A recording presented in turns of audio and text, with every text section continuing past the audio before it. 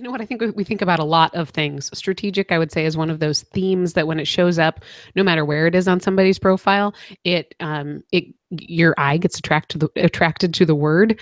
And it's important to realize that with Clifton Strengths, we do have a very specific definition of strategic. Let's take a look at that companion guide, and we'll talk just a little bit about starting with that long definition at the very beginning.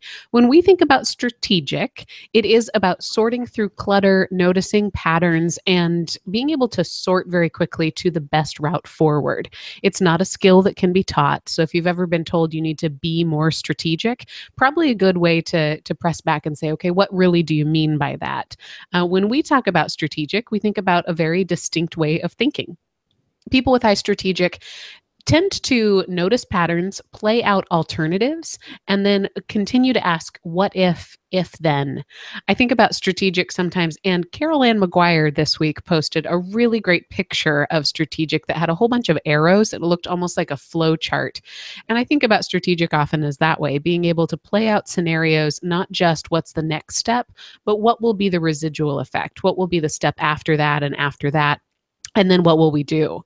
So if you're someone with high strategic, you discard those paths that lead to nowhere. You really do look for relevance or perhaps even efficiency.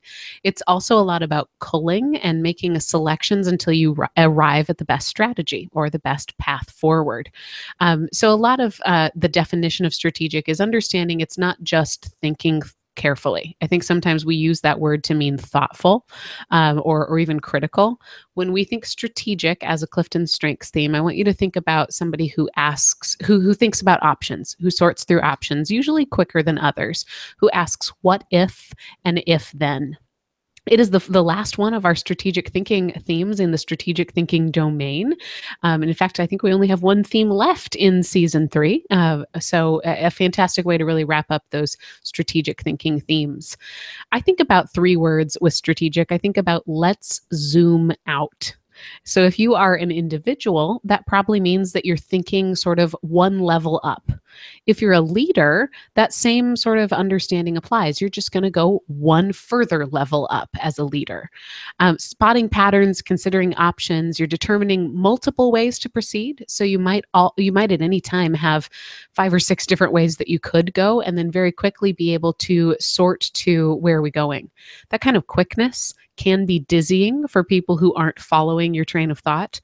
And strategic, as a very distinct way of thinking, isn't a linear train of thought. It is more about, again, seeing the 40,000 foot view all at once and being able to understand how things are linked and how things get us to where we're going. So that it can be kind of dizzying for people who aren't thinking with the same kind of speed. And it might be worth, in some cases, displaying your thoughtfulness, even if you can't track it yourself. And I'd say that because very often people with high strategic find it difficult to describe that theme, because the sorting that sounds careful, it sounds cautious, it sounds almost methodical.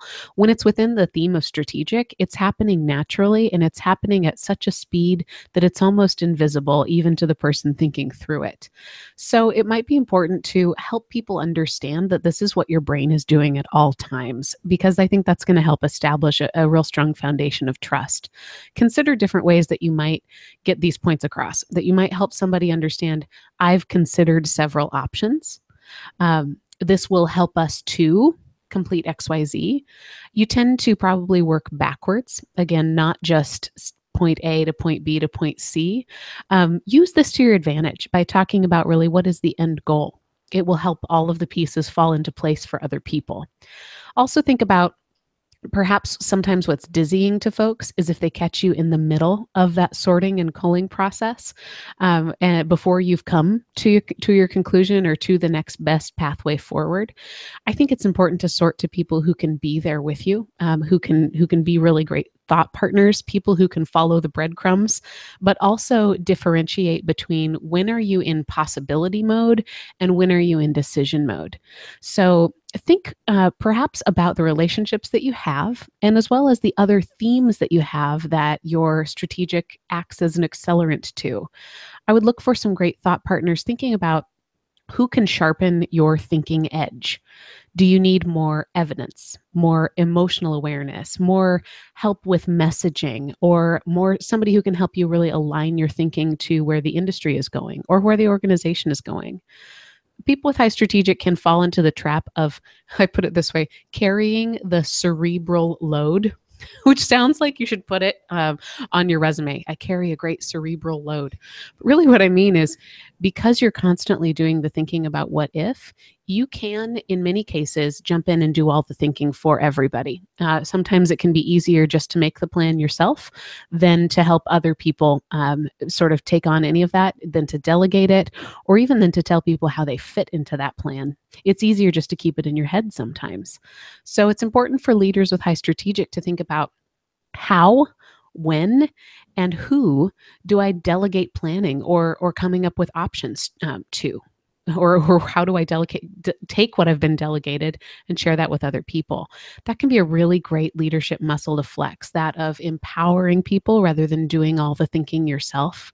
So sort out how to think collaboratively, as well as how to outline expectations and allow other people to get there, maybe in a plan that you didn't think about or that you didn't create. So again, I think the challenge of being a great manager or a great leader with high strategic is not just mapping all of the plans on your own, but using to your advantage the fact that you think a little bit backwards. And by that I mean you start at the end goal and then work your way toward where you are today. Use that to really emphasize, what does success look like? What does clarity look like? Get people on board around why that's where we're going. And then test out ways that you can sort of step off of that page of planning and empower others to be in charge on pieces of it. The last thing I like to talk about are those 4 needs of followers. And then I've got a great strategic leader I can't wait to introduce you to. A leader with strategic might build trust by knowing the details of past successes that you've planned. Just like it can be difficult for someone with high strategic to understand their thought process while they're in the middle of it, it can be often not a place that you focus if you look backwards. Now, our guest leader today, her favorite theme other than strategic is context. So I imagine this looks a little bit different for her. But strategic by itself isn't necessarily about the future or the past. It's about the plan. It's about the possibilities and sort of playing out the alternatives. So think about building trust by really studying times when your plan has worked. Be able to be armed with that and make a note of the patterns. You might even help people see the patterns that you're spotting, because depending on your other themes, those patterns could be really proof or data driven. They could be emotional. They could be about a theme or an idea. If you can help other people see some of those patterns out loud, I think that's letting others into the great talent that you have around your strategic. So if you are in a meeting and you're noticing some patterns, you might just say, hey, is anyone else seeing this? Or how does this tie back to where we were before? A great sort of out loud way to get your strategic into a place where other people can trust it, but where other people can also benefit from it. Help other people make some of those pattern connections. A leader might use strategic to build stability this way. So when you're unsure, test out your plans with a neutral thought partner. Know when you should be playing the what if game out loud and when it's going to be dizzying for others. I think that strategic has a little bit of the ability to say, I'll figure it out, because strategic by itself is about having as many alternatives as possible and really never getting stuck into a corner that you can't get out of. But pay attention to the times when your plans feel more solid, and when you feel like you might have to go to plan D, E, F, or G. And in those moments, again, find a thought partner who's going to maybe not hang on your every word. The difficulty of thinking about strengths in leadership is that very often that safe space that you need in order to craft a plan, in order to bounce ideas off of each other, is hard to come by, because people want to take everything you say as being verbatim and as being important, as being part of the direction that they want to follow. So to provide stability, make sure you've got some safe space you can play things out, and understand where that safe space is. A leader might use strategic to show compassion by turning your curiosity into the plots and patterns of your people. So spot recurring talents. Look for your gift is in noticing patterns. So think about, what am I seeing that makes time disappear for people over and over again? Where am I seeing opportunities that people are asking me for the same thing many different ways? You might spot those patterns or those opportunities for development before your people even do. So again, think about that nature of pattern spotting and of sort of figuring out the puzzle as being something that you can apply toward your people. It almost sounds like I'm describing strategic as a relationship building skill, and I think in many ways it can be. Finally, a leader can use strategic to inspire hope because the nature of strategic is anticipatory. It's about thinking about what is going to happen, what's coming that hasn't yet been here, what could be the best result of today's actions. It is almost the opposite of saying, here's the why, and then we're going to work backwards. Strategic and hope really connect when we say, when we do this, it will lead to a better tomorrow. It will lead to something else that we haven't imagined yet. It will lead to something that's an improvement over where our current state is. You can make that connection for other people. And if you can find great ways to communicate it or individualize what the ways to communicate it in the way that that resonates most with individual people, again, a wonderful use of that talent and a great muscle to sort of flex and think about growing it into a strength. I hope that helps you dive into strategic from a leadership standpoint, really isolate it from hopefully some other themes and understand it.